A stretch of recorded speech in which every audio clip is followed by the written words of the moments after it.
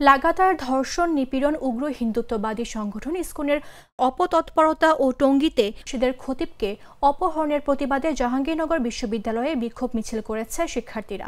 শুক্রবার বেলা ২টায় বিশ্ববিদ্যালয়ের বটতলা থেকে মিছিল শুরু হয়। মিছিলটি বিভিন্ন সড়ক ঘুরে পুনরায় বটতলায় এক সংক্ষিপ্ত সমাবেশের মাধ্যমে শেষ হয়।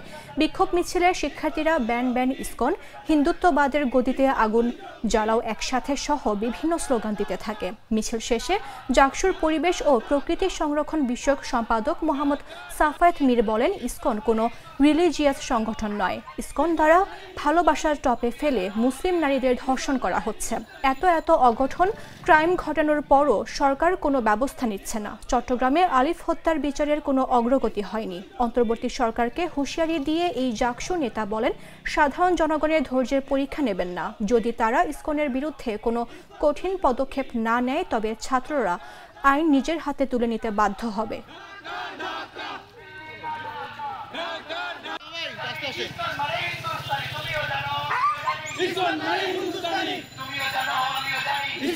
আমরা জাহাঙ্গীরনগর বিশ্ববিদ্যালয়ের সচেতন ছাত্র সমাজ, সচেতন মুসলিম শিক্ষার্থীরা এখান থেকে প্রতিবাদ জানিয়ে যাচ্ছি। আমরা বলতে চাচ্ছি, আমরা জানিয়ে দিতে চাই, আমাদের রক্ত গরম, মাথা ঠান্ডা, কিন্তু যেদিন মাথাও গরম হবে সেদিন কিন্তু আমরা সহিংস হয়ে উঠবো, হবে না।